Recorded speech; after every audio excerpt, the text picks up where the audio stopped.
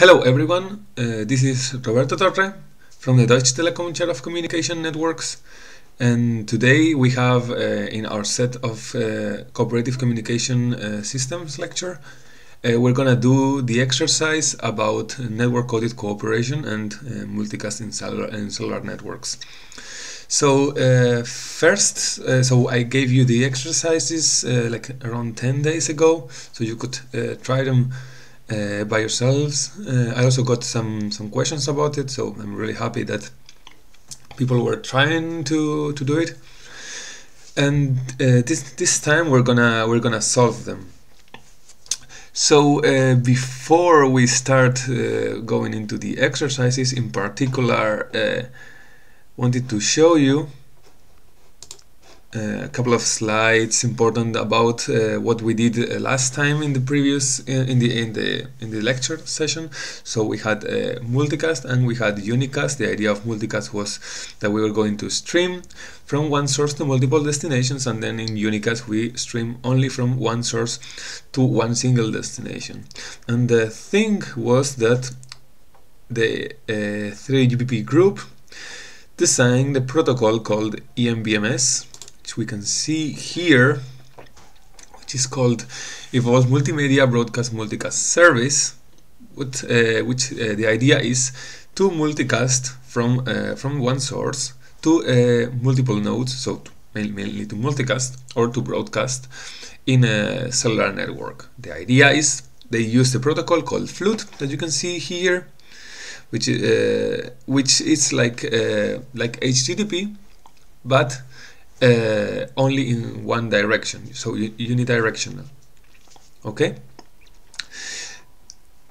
Then we had another possibility, which was this network-coded cooperation that we were talking about, and this is what we are going to address. So the first question that we come here was to enumerate the problems of EMBMS. This was quite straightforward. I mean, if you go, I'm gonna go back here to there's a slide where we can see the issues here. Okay, so this is mainly the same. The problems that EMBMS had was, for example, low coverage, because it could not cover if there are many users. It could not cover it could not cover all the users in the space.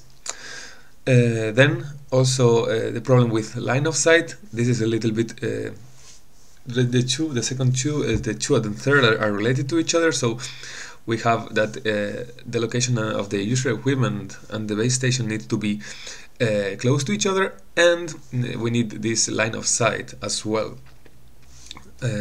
Because of how the system works. So when we have an unstable terrain or high dense urban areas with a lot of buildings where we will probably do not have a line of sight, or at least it will not be that easy, then we're gonna have this issue with EMBMS. Then another problem is that it's not eco-friendly. It consumes way more energy, which of course it's not desirable right now, because if we are using sensors, for example, we will know we need that these sensors are consuming low energy, so the battery life can be extended a lot. And then finally some disagreements with LTE network operators because of vendors, and if they want to use other things from other companies and this kind of stuff. In the end, as we were seeing here in this picture, they foresee that two different base stations are sending the same frequency, and of course these two base stations may belong to two different vendors, or the licenses may be sold to different vendors, and there we can have some problems about it. Good. So the other idea we proposed was this network-coded cooperation system that we are going to briefly explain again, and then we will do exercise about it. So here, well, there's a table with some data that we will need for the exercises, mainly So this is the total download throughput that it is used in the eNote V. So for all the users that are connected, we will have this data rate. Then the Wi-Fi throughput, because we are going to use a Wi-Fi access point to multicast in the second phase of the NCC protocol. Remember, we had one phase, the download phase from the base station to the users, and then the sharing phase, which is used in Wi-Fi. Then we have the number of clients in the mobile cloud, which is 4 for our scenario. The generation size of the network coding protocol, which is 100. The coding ratio, which is 0.8. Then the LTE error rate, which in our case we are going to assume that there are no losses in the LTE channel. And for Wi-Fi, since we are using multicasting Wi-Fi, we are going to have 0.1. So going back to the system and how the protocol works, we have, as I said, the video server. This could be either centralized or distributed among different video servers, different places. It will send partial streams to the mobile users instead of sending this 100% of the video file or of the file in general to each of the users. We will have only partial streams. And then this would be the first part of the network coded cooperation scheme, the cellular or unicast phase, and then we will have the cooperative phase or sharing phase, where the users are going to share and first recode and share the data that they received from the base station, and in the end from the video server. So that's the key idea. For example, here, okay, this is one example that is more or less exactly the same as I was showing here, that we will send 1/3, because we have 3 nodes, so we will send 1/3 of the video file to each of the nodes in the mobile cloud, and then these nodes in turns or by time slotting the Wi-Fi channel, then they will share their information. So let's start with the exercises. Okay, the first question was the average. I think I'm going to scroll down the whole of it. Yeah. So the average number of packets per generation each client will receive from the cellular network. Okay. So the first thing we need to think about is about the coding ratio. If the coding ratio is 0.8, this means that 80% of the packets will contain information, because this is how normally coding ratio is defined. Okay. So so this means that it will contain real information. Okay. If our network coded generation is 100, this means that this 100 packets are going to be this 0.8 packets of value information. So we are going to calculate now the additional coded packets that are sent per generation G. Okay, and this is going to be C, which in the end is this 100 divided by 0.8 minus G, okay, which is 25 packets. So this means that in a generation of a size of 100, so this 100, so this is like this rule where we have if 100 is 0.8, then X, or in this case C, is 1, so we have to multiply and so on, and we get in total 125 packets. If we then subtract this 100 that we know that are the source packets that are not going to be coded, we get the additional coded packets, which is 25. So now we know that these are going to be the additional coded packets sent per generation. So we know that due to the coding ratio, the server will not send for each 100 packets, it will send 125. Now these are sent in a round robin fashion, so as we were saying here. Okay, so it's first one, then to the second one, then to the third one, etc. So this is exactly what we are doing here. We are adding the both G and C, which are the packets that are being sent, and we divide it by the number of users that we have, which is 4. So in the end, it's 125 divided by 4, which is 31.25 packets. Of course, we cannot divide a packet, right? So this means that client 1 will receive 32 packets, and clients 2, 3, and 4 will receive 31 packets, which are these 125 in total. Good. Now, the average number of clients, the average number of packets per generation each client will recode. Good. So we know that we have, for example, 31 packets. Okay. Now, from these 31 packets, we know that the number of independent packets, so the number of source packets that will be valid, the other ones are going to be coded redundancies, is 25. This means that this 25 is going to be, they are always going to be recoded and sent. Okay, because this is some information that we know for sure that the other people, the other users will not have. Okay. So what we do is, now we apply this coding ratio 0.8 at the generation that we also have, which is 100. So it is exactly the same as we were doing before. So in the end, we know that if we scroll up, okay, this formula is going to be the same, the additional coded packets per generation. So the additional coded packets per generation for each client is going to be also 25. This C. It's going to be 25. So we have the bare minimum that is received by the cellular network and that will be recoded, plus the extra additional number of coded packets, which is going to be 25. So in total, each client will recode 50 packets. Good. Now, the average number of packets each client will receive. Okay, so now we have the number of packets that we have that will be received from the cellular link, and we know how many packets we are going to recode and send to the Wi-Fi link, to the multicast link. However, we know that there are losses in the multicast link, so this is the first thing we need to take care of.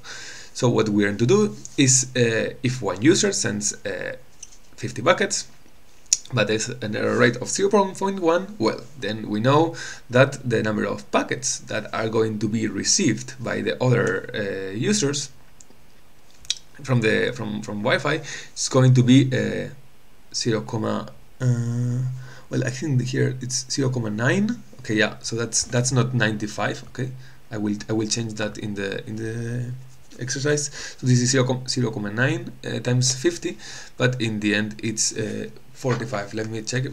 I'm pretty sure. I mean, it's 10%. So yeah, whatever. So 45 packets. Okay. So we know that for every 50 packets that each client sends, 45 packets are going to be received but by the other ones.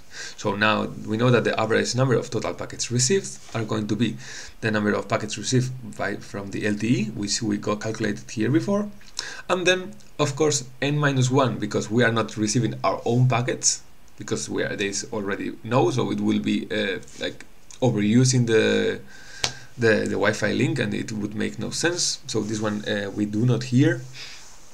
We just get the packets received from the other people. So this is gonna be 31, or I mean, here you could even use 31.25. It depends on which client you wanna use. Plus 3 multiplied by 45 packets, which is in total 166 packets. Then we have here the average total number of packets per generation that each client will decode. So this is quite easy. We don't the thing with network coding is that I think you've already seen this about network coding.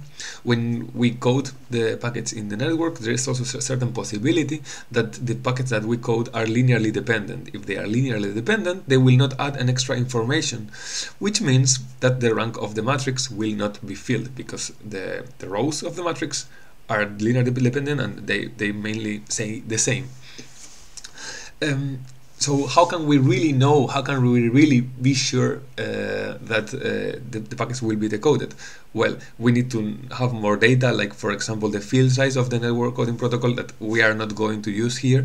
We are just going to say that since we have 166 packets for a total generation of 100, we can assume that it's very likely that we will decode all the packets. We could go a little bit farther and deeper, trying to calculate what is the probability of fully decoding the packets, but I think that for this lecture is enough. So now let's think about how fast each client will be able to receive the data. So we have that the total bandwidth of LT is going to be 300 megabits per second, and if there are 4 clients, either we are going to do, for example, a time slot, so a TDMA multiplication division. So in the end, we will just divide it by 4, and we will have this 75 megabits per second per client. So this would be, of course, if we have no network-coded cooperation. So this would be the answer to the first question. Now, what happens if we have network-coded cooperation?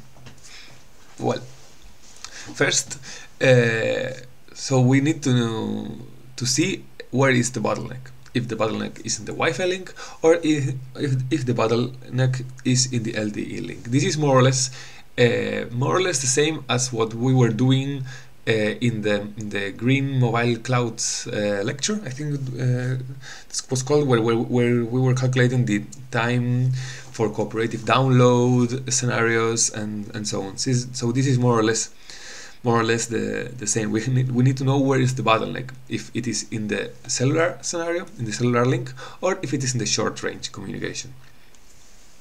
So let's get back to this exercise. So the idea is that if the depending on how the Wi-Fi link is, where the bottleneck is, right? So in the time the LTE links sends 125 packets at 300 megabits per second, there are a total number of 200 packets sent in the Wi-Fi link, right? Because this is how it would look like for each 125 packets that are sent in the generation, as we saw before. This is the whole generation. We're going to send each client is going to send 50 packets, so in total 200 packets will be sent into the Wi-Fi link. So we need to compare the speed of them, and we see that for per packet in LTE we have a slot size, or a slot speed of 2.4 megabits per second. In Wi-Fi we have a total of 5 megabits per second. So here we see that there is more speed available, there's more capacity available in the Wi-Fi link. So we can conclude that the LTE is the bottleneck link. This is another way of saying, if we go back to the other lecture, to the one in the Green Mobile Cloud lecture, this is another way of saying that the Wi-Fi link, the short-range communication, is going to have some idle time. Okay, so we will be able to share all the information in the Wi-Fi link way before the LTE link is done. As you can see here, we will be able to send all Wi-Fi packets of the generation before the LTE link sends a unit generation.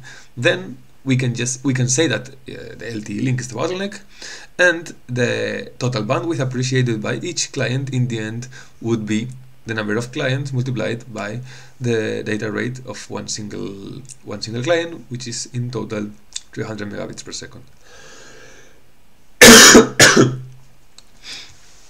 Good. So let's now continue to the next task, which is using the same parameters. We add now a second mobile cloud, which has 6 clients next to the one we have, but we are going to consider just that the signals do not interfere. It's just that the same base station is going to cover now 2 mobile clouds. So let's see until here. Good. So what is now the average number of packets per generation each client will receive from the cellular network, and the downlink throughput from the E0B to each of them if they all have the same priority? So let's start with the first question. So the average number of packets per generation. We have two different mobile clouds, of course. The number of packets per generation on one mobile cloud is going to be exactly the same. So we are going to calculate now the number of packets per generation in the second mobile cloud. So for n equals 6, we just need to redo the calculations. It's the same because the coding ratio stays the same. So we have also 25 additional coded packets. So in total we have 125, which we will divide by number of users, which in the second mobile cloud, which is in this case 6. So we will have 20,833 packets. In the end, since we cannot partition, I mean we could partition a packet, but it's not the way it works, right? We are sending so whole entire packets. So in the end, the first 5 clients, the first clients 1 to 5 will receive 21 packets, and client number 6 will receive only 20 packets, because it's in a round robin fashion. So this is how it works. Regarding the downlink throughput, though, they all have the same priority. This is not the same, okay, because the idea is that we have 2 mobile clouds, and each of them take care of themselves. But regarding the data rate, this is a constraint for all the mobile clouds and for all the users that are covered by this base station, which means that for the eNodeV, it only sees 2 mobile clouds, okay, but 10 clients. 4 from the first one and 6 from the second one, which means that it will have to deliver this file of this speed to like 30. So 300 divided by the number of total users, which is n dot, which is 30 megabits per second. Now, we see that one of the clients of the second mobile cloud has a low LTE quality of service, making the LTE error increase to 0.2. This is only for one single user, okay? So does this affect the average number of packets per generation received in the second mobile cloud and the number of packets decoded? Well, of course, if it has this lower quality of service, this means that this user will receive a less amount of packets. So let's continue. So it will not receive 20,83, so it will not receive either 20 or 21, but an 80% of that one. And of course, from that part, this important information, this source information from this 100 symbols, it's not going to be 16.67, which would be 100 divided by 6, which is the source information that they will receive if they were 6 nodes and there were no losses. But since we have 20% losses, it will receive only 13.34%. The additional coded packets per generation is calculated exactly the same. We have 25. So in the end, we have that each client, let's tip top here. This means that each client will have will receive or will send a total number of packets of 25 plus 16.67, which is around 41.67 packets, except the client that has 0.2 losses, which he will send a total number of 25 plus 13,34, which is 38,34 packets. This is an upper bound. Okay, this would be in the case that we decode the maximum number of packets, but we're just going to do it like this. Okay, I don't want to make it very hard about this, about how these packets are really being decoded, recoded, and forwarded into the mobile cloud. So we are just going to assume that these are the number of this is going to be actually the maximum number of packets that are going to be sent into the Wi-Fi link. So now in total, of course, we have the number of packets that are normal, so from the normal user, multiplied by the number of normal users, plus the number of packets from the Wi-Fi link in the worst case, multiplied by the number of users in the worst case, which is 1, and then minus the error in the Wi-Fi. In the end, we get a total of 222 packets, which is still way greater than 100. If we assume in the previous exercise that 166 was enough, of course, it is expected also that 222 is also enough. The idea of this is, in this case, that we are over provisioning this. Probably having the same coding ratio. This time is too much for 6 users. We could actually reduce the coding ratio because we have more users. The idea is that we are over provisioning the channel in the case that one user just in a sudden leaves the mobile cloud because it does not want to download the stream, or that doesn't want to watch the stream anymore. So in the end, if this happens, for example, we will drop the number of packets from 222 to something around 170, something like this, and then we'll have better numbers. Okay, but the idea of this is that if one client, this is what I actually wanted to say with this exercise, is that if one client has actually bad LTE connection, the other clients will help him to decode the whole packet.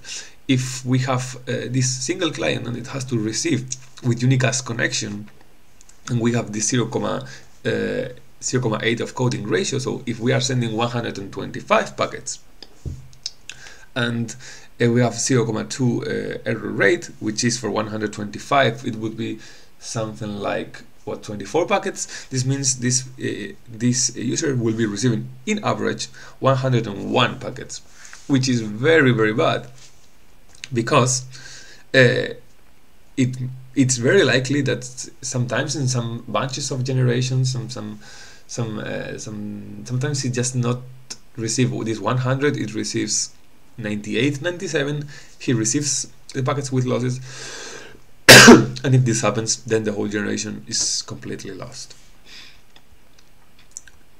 So the next question is, why does NCC increase the end-to-end latency? This is just an easy question. It's more about to think about how the system works, because the idea is, in a normal scenario, we will have just single unicast, of course. So we will have the base station that is sending unicast streams to the users.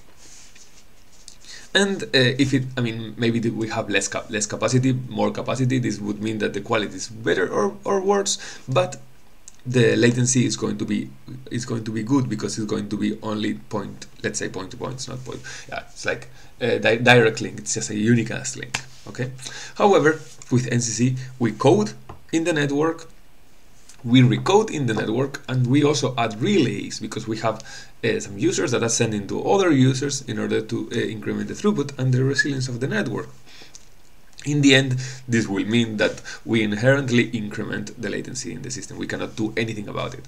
We can try to decrease the amount of latency that we are adding due to the NCC protocol. So there are, depending on the network coding protocol that this scheme is using, we can have more or less latency, but we cannot say that the latency will be less than what would happen in the unicast version, because this is like the best case. Then I mean, it was already studied. This I mean, I'm not gonna put some graphs about it, but it was already studied that the latency due to coding is quite negligible, depending of what you have to code, of course. But normally, like for easy, small field sizes and so on, it's easy. And it's negligible. However, the latency due to relay node it's not negligible, because of course it's hop after hopped. It has to be coming in the interface. It has to be processed, then sent away again using a new air interface like Wi-Fi and so on. And this of course takes time. Good. So these were the exercise for the network coded cooperation systems for the NCC session. If you have any questions, of course, you can always write me an email, ask me about these questions, or if you want to, more use cases, whatever. And I hope you like it. Yeah, if I can help, I will be glad to help. Thank you so much.